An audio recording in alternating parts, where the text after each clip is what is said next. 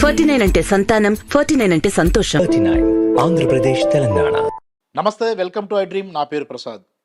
కుమారి aunty, ఈ పేరే పెద్ద ట్రెండింగ్.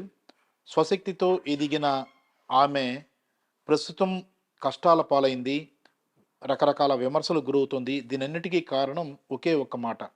కేవలం తాను స్వశక్తితో ఎదిగాను, తనకేమీ ప్రత్యేకంగా ఆదాయం అంటూ ఏం లేదు, కేవలం ఆంధ్రప్రదేశ్ ముఖ్యమంత్రి వైఎస్ జగన్మోహన్ రెడ్డి ఇచ్చిన ఇల్లు తప్ప అన్న చేసిన వ్యాఖ్యకు ఆమె మీద కుట్రలు మొదలయ్యాయి.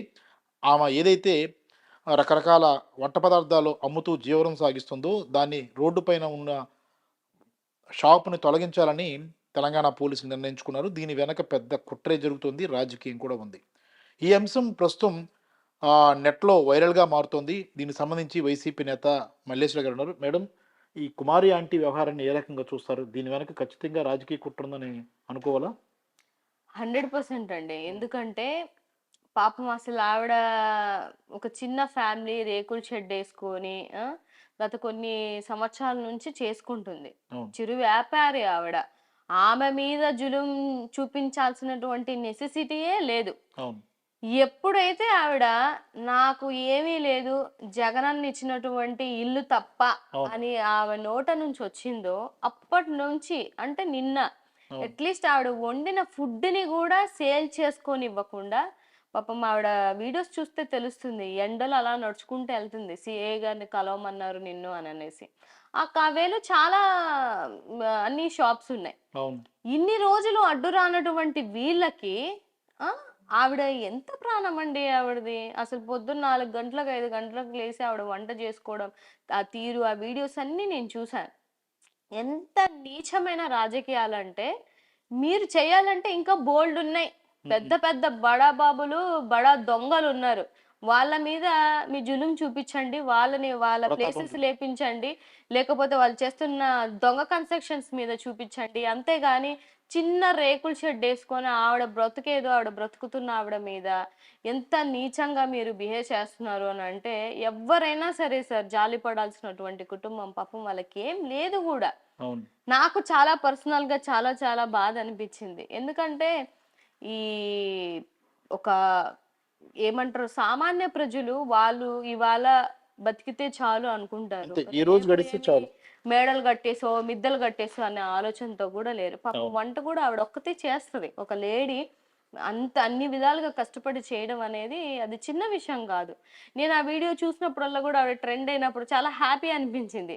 ఎందుకంటే ఒక లేడీ తన స్వశక్తితో అంత కష్టపడి ఆవిడ అంత ఇదిగా వెళ్తుంది, అవును. చేస్తుంది. అవును. కానీ నాకు ఇంకో బాధ ఏమేసిందంటే, ఎంత వెళ్ళిన వాళ్ళు ఒక్కరు కూడా ఆవిడకి సపోర్ట్ మాట్లాడట్లేదు అక్కడ. అవును. ఇప్పుడు మీ వల్లే కదా. ఇప్పుడు ఆయన ఏమంటున్నారు, వాళ్ళ హస్బెండ్ బాధపడుతున్నారు, అమ్మా ఇంతమంది వచ్చారు, ఇంతమంది జనాలు వచ్చేస్తున్నారు. ఇంకా హైలైట్ ఏంటంటే వాళ్ళ వల్ల ట్రాఫిక్ ఆగిపోతుందని చెప్పేసి చెప్తున్నారు. అఫ్ కోర్స్ ఒకవేళ ట్రాఫిక్ ఆగినా సరే కొన్ని నిబంధనలు మీరు పెట్టొచ్చు, నేనేం తప్పు పట్టను. నిబంధనలు పెట్టి ఒక లైన్ పెట్టి ఆ లైన్ లోనే వెళ్ళండి అని ఏదో చెప్పి చేయాలి. కానీ ఏకంగా ఫుడ్ అంతా తీసేసేయండి, మొత్తం అక్కడ నుంచి లేపేయండి అని అంటే ఇది కక్ష సాధింపే కదండి. అవును. అంటే రేవంత్ రెడ్డి గారు ముఖ్యమంత్రిగా ఉన్నారు, కాంగ్రెస్ పార్టీ ఉంది అక్కడ, చాలా మంచి చేస్తున్నాం అందరికని చెప్పుకుంటూ వస్తున్నారు. ఇప్పుడు ఇలాంటివి రేవంత్ రెడ్డి దృష్టికి వెళ్ళవా? తెలిసే ఆయన కనుసనలోనే జరిగింది అనుకోరా? తెలిసే జరుగుంటదండి. ఇప్పుడు ఆ ఆంటీ పేరు చెప్తే తెలుగు మొత్తం కాదు, అన్ని రాష్ట్రాల్లో మన తెలుగు ప్రజలు ఎక్కడెక్కడ ఉన్నారో అందరికీ తెలుసు. ఎందుకంటే ఆవిడంత ట్రెండింగ్ లో ఉన్నటువంటి మనిషి ఆవిడ. అవును. అవును. ఆయనకు తెలియకుండా ఇంత జరుగుతుందా? ఒకవేళ తెలిసినా కూడా ఆయన న్యాయం చేయండి ఆవిడికి. Yes. నేను అడుగుతున్నాను రేవంత్ రెడ్డి గారిని. మీరు ఆడవాళ్ళ పక్షాన ఉంటారు, ఆడవాళ్ళకి న్యాయం చేస్తారు, నేను రాగానే ఆడవాళ్ళ కోసం ఇది అని మీరు చెప్పారు కదండి. ఇవాళ ఒక సామాన్య చిరు వ్యాపారి ఆవిడ. అసలు మీరు వాళ్ళ మీద మీ కక్ష సాధింపు అనేది చాలా చాలా అన్యాయం. ఈ డెసిషన్ ఎవరిచ్చారో కూడా నాకు తెలియదు. కానీ దయచేసి రేవంత్ రెడ్డి గారు ఆ ఆంటీకి న్యాయం చేయండి. లేకపోతే ఇంకొక చోటైనా ఆవిడకి ప్లేస్ ఇప్పించండి, లేకపోతే ఉన్న ప్లేస్లోనే నిబంధనలు పెట్టి ఆవిడకి మళ్ళీ తిరిగి లైఫ్ ఇవ్వండి తప్ప మీ యొక్క ఏమంటారు, లైక్ మీ రాజకీయాలన్నీ చిన్న చిన్న వ్యాపారాల మీద, చిరు వ్యాపారాల మీద, ఇలా నిస్సాయంగా పనిచేసుకుంటున్న ఆడవాళ్ళ మీద మాత్రం దయచేసి చేయకండి. ఒకవేళ ఈ దృష్టిలో మీకు రాకపోయినా ఈ వీడియో ద్వారా అయినా సరే ఆవిడకి న్యాయం జరగాలని అండ్ మన ఐ డ్రీమ్ ద్వారా కూడా నేను మనస్ఫూర్తిగా కోరుకుంటున్నాను. ఇంకోటి మేడం, సోషల్ మీడియా చాలా వరకు కుమారి ఆంటీని వినియోగించుకుని ఆమె వీడియోస్ పెట్టి చాలా వరకు ట్రెండ్ చేసుకున్నారు. ఒక రకంగా వినియోగించుకున్నారు, లాభపడ్డారు వీళ్ళందరూ. లాభపడ్డారు. కానీ ఇప్పుడు ఇలాంటి విపత్కర పరిస్థితుల్లో సోషల్ మీడియాకి మీరేం సూచన చేస్తారు? ఇన్నాళ్ళు ఆమె ఓహో అద్భుతం ఆహా అని అన్నారు.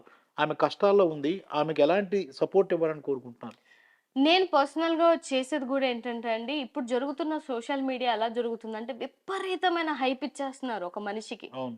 అంతకుముందు గతంలో 'బిగ్ బాస్' నుంచి వచ్చిన ప్రశాంత్‌ని గాని, ఈవిడ్ని గాని మీరు చూడండి, అబ్జర్వ్ చేయండి. అవును. ప్రశాంత్ పరిస్థితి కూడా అదే. జైలుకెళ్ళేసొచ్చాడు. అవును. అవును. అంత హైపు వాళ్ళ వల్ల లబ్ధి పొందుతుంది మీరు. వాళ్ళ వీడియోలు తీసుకుంటూ లబ్ధి పొందుతుంది మీరు. ఇప్పుడు ఒక మీడియా ఛానెల్‌లో ఒక 10 ఛానెల్ అక్కడికెళ్ళాయంటే జనాలు డెఫినిట్‌గా గుమిగూడతారు. అవును. ఎక్కువ మందొస్తారు.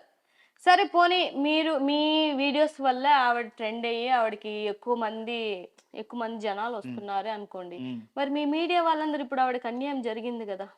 అంటే ఎవరైతే ఆవిడ వీడియోలు తీసి లబ్ధి పొంది ఎక్కువ వ్యూవర్‌షిప్ తెచ్చుకున్న వాళ్ళకి ఈ క్వెషన్. సో మీరెందుకు ఆవిడకి అండగా నిలబడలేకపోయారు? నిన్న ఆవిడ ఫుడ్ ఎందుకు సేల్ చేసుకోలేకపోయారు? ఆవిడ ఇప్పుడు షట్టర్ తీయించే పరిస్థితికి వచ్చింది.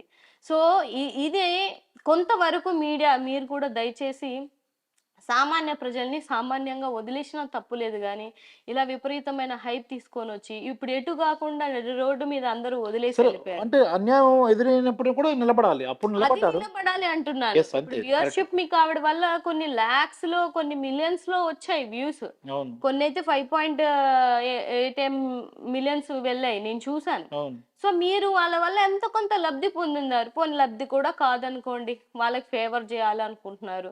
ఇప్పుడు మీరు తీసుకున్న స్టాండ్ ఏంటి అని అడుగుతున్నాను. యెస్. ఇప్పుడు ఆవిడకి చదువు లేదు. ఆవిడెళ్లి తిరగలేదు లేడీగా. వాళ్ళ హస్బెండ్‌కి గూడా అంతంత మాత్రమే ఉంది. సో మీరు ఏ స్టేషన్‌కెళ్లి రిక్వెస్ట్ చేసి అలాంటి వ్యక్తిని ఎందుకండి మీరు ఇబ్బంది పడుతున్నారు అని అడగొచ్చు కదా! యెస్. ఆ ఇలాంటి అడిగే టైంలో సపోర్ట్‌గా ఉండాలి. ఇప్పుడు మీడియా సపోర్ట్ అంటే ఏంటి? అన్ని టైంలోనే కాదు. ఒక మనిషి కష్టంలో ఉన్నప్పుడు గూడా మీరు అండగా ఉండాలి. యెస్. చివరగా నేనైతే కోరుకుంది ఒకటేనండి. ఆ ఆంటీకి న్యాయం జరగాలి. అవును. నేను నా మనస్ఫూర్తిగా నేను ఆవిడకి సపోర్ట్ చేస్తున్నాను. నా ద్వారా, మీ ద్వారా. దయుంచి రేవంత్ రెడ్డి గారు ఆవిడకి న్యాయం చేయండి. ఆవిడ ప్లేస్‌ని తిరిగి ఇప్పించండి.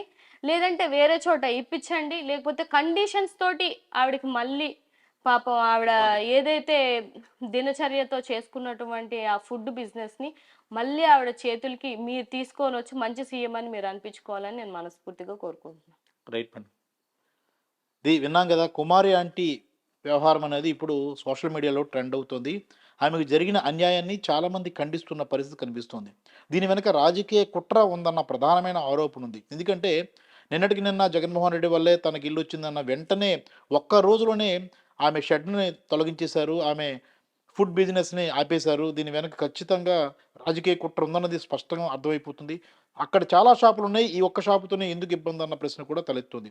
ఇలాంటి రాజకీయ కుట్రలతో అటు తెలుగుదేశం పార్టీకి సంబంధించిన కొంతమంది వ్యక్తులు, ముఖ్యమంత్రి రేవంత్ రెడ్డి సహకారంతోనే ఇదంతా చేశారన్న ఆరోపణలు వస్తున్న నేపథ్యంలో రేవంత్ రెడ్డి ఏ రకంగా స్పందిస్తారు? ఆమెకి ఎలాంటి న్యాయం చేస్తారు?